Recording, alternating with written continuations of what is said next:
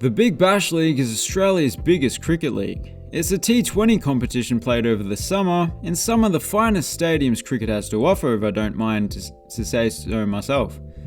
And so here are the BBL 2021-22 stadiums. Adelaide Oval, Adelaide Strikers. Before the major renovation several years ago, it was many people's favourite stadium in Australia. It had a very quaint old-fashioned charm to it. After the renovation, however, it's many people's favourite stadium in Australia, including me. And the main reason for that is the balance between the modern amenities and some of that old-fashioned charm of the old stadium that they've managed to retain, including the manual scoreboard, the fig trees, the grass hill, and I believe the brickwork throughout the stadium is a nod to the past, because it's not something you see inside a modern stadium too often. I just can't think of any negatives about this place. The Gabba, Brisbane Heat. The stadium has nothing to do with the hit psychological drama Yo Gabba Gabba. It gets its name from the suburb in which it's located, Gabba, and is still officially known as the Brisbane Cricket Ground.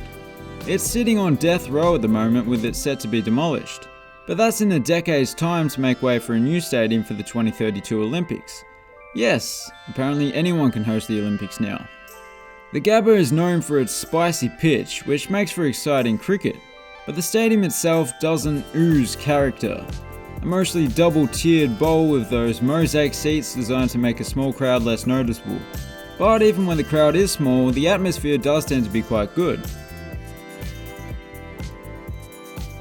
Blundstone Arena, Hobart Hurricanes.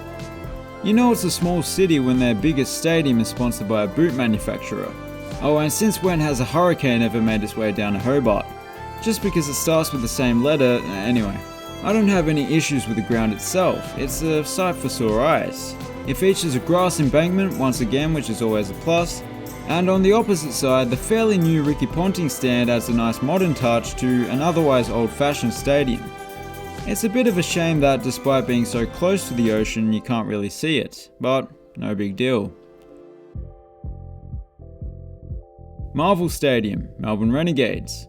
Built at the same time that Sydney was building its Olympic Stadium, a perhaps slightly jealous Melbourne built this remarkable dockside stadium, the only cricket stadium in the world with a retractable roof, although it is an AFL stadium first and foremost. That roof does occasionally get in the way, but you know, that's like once a season, and when it's open, the sight of the skyscrapers peering over the top is like no other ground in the world. The quality of the pitch and the outfield, however, have never been the best. There are even some practice wickets on the field itself. Melbourne Cricket Ground, Melbourne Stars. I'd go out on a limb and say it's the most iconic cricket stadium outside of England, and that's for good reason. It has so many attendance records and so many cricketing firsts, not to mention that it's the largest stadium in the Southern Hemisphere. And despite recently being overtaken as the world's biggest cricket stadium, the huge multi-tiered bowl is still by far the most imposing place to play cricket without a doubt. It's also quite intimidating for the batsmen that don't have the physique of a Stoinis or a Marsh, because it has the biggest playing area of any cricket stadium, making it quite difficult to hit sixes. I suppose the only downside for the Big Bash is that even a healthy crowd of 40,000 still leaves the stadium looking quite empty. Optus Stadium, Perth Scorchers. As much as I love the Wacker, its predecessor, it just wasn't up to the standards you'd expect from a city the size of Perth. Optus Stadium, however, certainly is, and it better be, considering it was the first stadium in Australia to cost over $1 billion. I love the exterior, it's quite muted by day with its mostly bronze facade, but can light up any colour by night. Really quite beautiful. And the same could be said for the interior. Several shades of grey, not quite 50, but when the lights come on, it's spectacular. Speaking of which, it has lights mounted to the roof, rather than the light towers you typically see. It's really just a modernised and compacted MCG. Sydney Cricket Ground, Sydney Sixers. The SCG is Australia's oldest cricket stadium, and although nothing remains from the 1840s, it still has some historic buildings, with the ladies and members pavilions both being over 100 years old. They feature brick facades, pillars holding up the green roof covering the brown seats, and that's contrasted by the much bigger modern stands that make up the rest of the stadium, with their vibrant blue seats and not a pillar in sight. It makes for an almost jarring blend of old and new, but it's a sight to behold on a summer evening.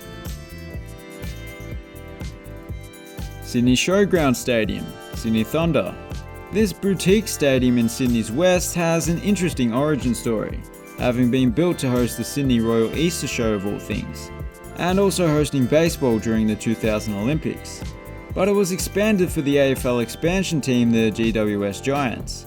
And in a serendipitous turn of events, the Sydney Thunder came along shortly after, and it proved to be the perfect home for them. Well, almost perfect. It does have a slightly unusual elongated shape. Now to the secondary venues.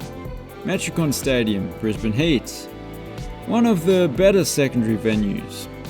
The stadium has a very similar story to the last one, except it actually started as a cricket stadium. I love the way the seating bowl opens up, kinda similar to the last one again actually, except the spectators get to look out over the Nerang River. UTAS Stadium, Hobart Hurricanes. Despite Blundstone Arena featuring a Ricky Ponting stand, Launceston is actually where Ricky Ponting grew up. And although the city's population is half that of Hobart, it has a stadium that's more than half as good. It is a similar size. However, it's not the perfect shape for cricket, but the field is always pristine. GMHBA Stadium, Melbourne Renegades. Once again, in terms of the shape, it really is not ideal for cricket at all, worse than the last one. So the pitch has to be aligned diagonally, which leads to some oddly shaped boundaries. Nothing wrong with that though, it's actually quite normal in England. And the stadium itself is looking pretty good after some recent renovations. Junction Oval, Melbourne Stars. The new home of Victorian cricket, at least the new headquarters. The G is still the proper home. But the Junction Oval has a long history. It's nearly as old as the MCG itself, but was recently redeveloped into this rather nice mix of ultra-modern and antiquated designs. It's the perfect Sheffield Shield or WBBL venue, but for the Big Bash, well, it's definitely on the smaller side. Coffs International Stadium, Sydney Sixers. Once again a venue with a very small seating capacity, with just one side of the ground having actual seats. But if you count the grass embankments that surround the rest of the field, then it can fit a decent amount in. It's quite a scenic spot as well. Manuka Oval, Sydney Thunder. It's not sponsored by overpriced honey, but instead gets its name from the area that it's in. But the ground itself is quite sweet. Surrounded by a ring of trees that have mostly been there since the ground was built in the 1920s, combined with the white picket fence that surrounds the field, makes for an idyllic setting for cricket. It's a slightly better version of UTAS Stadium in my opinion. And that's it for today's video. If you enjoyed it, please consider subscribing. Thanks for watching, have a good one.